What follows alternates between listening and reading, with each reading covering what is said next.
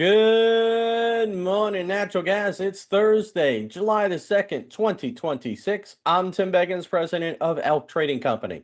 And this is storage day. Expectations plus 81 to plus 83. That is bearish versus last year plus 61 and the 5-year average plus 64. For the spot natural gas contract, this is for August. We're currently trading at 3.1860, down 3.4 cents, or a little bit over 1%.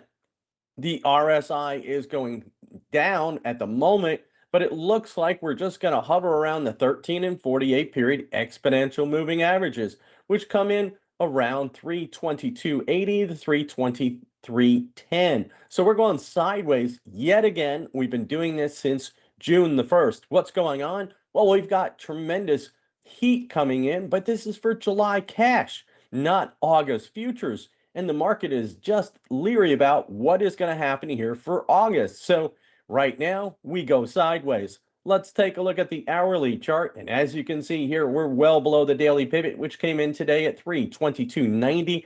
We are below the first support level, and we bounced off second support level, which came in at 315.30. So right now we are hovering right around that first support level, 318.60, right there. The RSI is trying to turn to the upside. So looks like we've got to get over today's storage report. And of course, we've got the holiday coming up. Tomorrow is a short session. Yes, equities are closed, but commodities are open.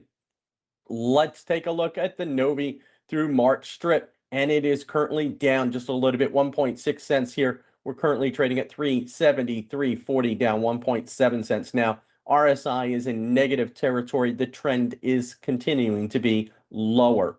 Let's take a look at ERCOT, and here's what we've got today. We've got renewables just over 43,000 megawatts here in the system. Wind is a little bit lower today because of the heat, and as you can see, our current forecast here is just over 81,300 megawatts in the system. The fuel mix here, natural gas is picking up about 33%.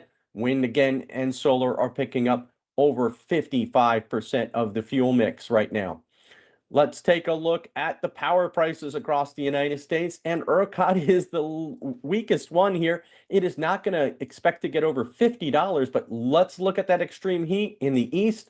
PJM expected to be over $1,200 today. You can see NISO over 800, MISO here over 800 as well, and New England over $900. So we've already started spiking in SPP, but CALSO, and that's California, and ERCOT here in Texas are going to be fairly mild.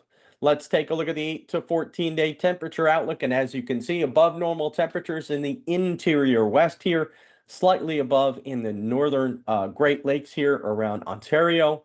And as you can see here in Florida as well. So let's take a look at the weather.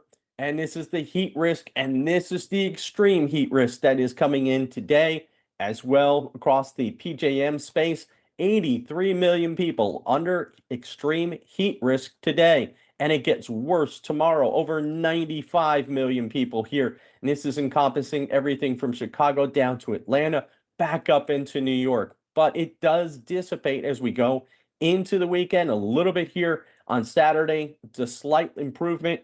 Then we get some relief on Sunday. But as you can see, we still have major heat risk across the South, and that includes also periods of interior west and upper Midwest. So the heat continues across the South. This is going to be supportive of natural gas prices over the long term if this holds. Let's take a look at what we're looking at here. This is the heat risk map. I'm going to push it out from July the 9th because we just went through July the 8th. And as you can see, temperatures here, the heat indices well into the triple digits for the interior west here. Phoenix 101, Dallas 101, Atlanta 103.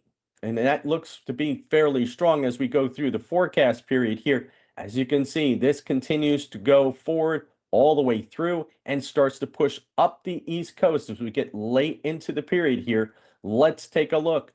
This is July the 15th, and as you can see, 96 degrees in New York City for heat indices. You can see Atlanta still over 100, Chicago over 100, DC over 100. So this continues all the way through. And we can see, again, even more heat coming up here on the 16th. Then the 17th is the last day. And as you can see, it starts to abate just a little bit. But this is supportive of natural gas prices because we've got good LNG coming online as well. And that's going to be helpful here. Let's take a look at TTF. This is the tidal transfer facility, the marker for Europe. And this is right now, this is in euros per megawatt hour, and this is up 2.62% because fears of what's going to happen this winter. And let's take a look at the weather right now in Europe. As you can see, it's been extreme heat both in the US and in Europe here, especially France. This continues here. As you can see, more heat coming back in July the 6th. And here's pushing off a little bit here, cooler temperatures to the east. But here comes that heat again, July the 12th, 13th into Germany as well as Benelux. And as you can see, this stays in the German area here all the way through July the 17th. Let's take a look at storage in the EU. We're closely near 50%. We're about 49.1% right now. But as you can see, we do have some problems. Belgium is in particular 22.8%. As you can see, new minimals here. This is Great Britain also down near new minimals here, minimals, excuse me, 18% full. So they've got a long way to go. And let's take a look at Germany, which is doing okay, 41.8% full, but it's at its minimal. And as you can see right now, storage injections are just averaging here, but then they peak out around August the 11th here and start to decline. So we've got a long way to go for Germany as well. And of course, the Netherlands right now, 25.7% full, but again, new minimals. So let's take a look at Asia. Asia here is fairly mild at this stage, just warmer temperatures here north of Shanghai as we get into the 8th here, the 9th in particular, all the way through the 12th. And this continues to be fairly mild across the Koreas and Japan at this stage, fairly seasonal temperatures here. So the extreme temperatures, Europe and the United States. And let's take a look at Qatar. We've got a vessel loading up here at Ras Laffan. As you can see, just one LNG tanker. Gas log Skagen was moving toward Kuwait. So that shuttle service is active once again. And let's take a look at the US. This is Cameron LNG running 1.47 at 1.56. Again, this is doing fairly well.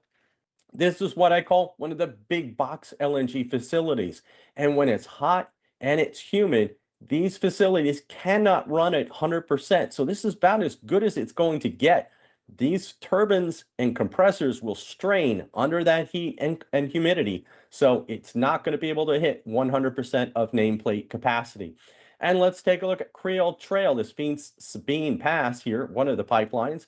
And it's currently also got operationally available capacity, both here at Creole Trail and at Corpus Christi. They've got over 300,000 of operational capacity. Why? Because they've got some compressor work coming online, coming up in July the 7th through the 8th, 2 days, over 300,000 MMBTUs in both facilities. So as you can see, that capacity is still open.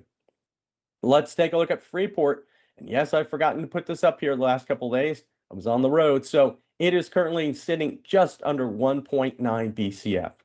Let's take a look at Venture Global. And again, this is feeding Calcasieu Pass. Still has open capacity here. We don't know why, but it is still open. And that's been the trend. Plaquemines here. We've got a little bit of capacity open here. It is running near nameplate capacity of 3.94. And here's Golden Pass. Finally starting to pick up a little bit of steam, up to 558,000 MMBTUs. Again, total capacity train 1, 800 to 850,000 MMBTUs, depending on weather conditions. And here is the Gulf, and it is fairly quiet, just a little bit of activity here in the Bay of Campeche, but nothing is expected to form anytime soon. Why? Well, out there in the mid-Atlantic, we've got the huge Saharan air layer or dust, which is going to inhibit any storm development. This is pushing into the Windward Islands, underneath Hispaniola and Puerto Rico, and pushing out towards Central America. Let's take a look at the drought. And this is the latest here. As you can see, we've got an expanding drought in the interior west. That's not helpful. We've gotten some relief here in the southeast, but there is still some spots here in parts of Arkansas, South Carolina, and North Carolina. And of course, some development here is still ongoing in Florida. So let's take a look at the stocks because, again, they're closed tomorrow. And stocks for the oil and gas E&P sector, stocks between $2 and $10 billion, have a high short float. And CRK is once again leading the charge, up 3.3%. Magnolia behind me, up 2.1%. So that's good news. So again, recapping here, today is storage day. Expectations around plus 82 BCF. Those were bearish versus last year and the 5-year average. Currently trading 317.5, down 4.5 cents or 1.4%.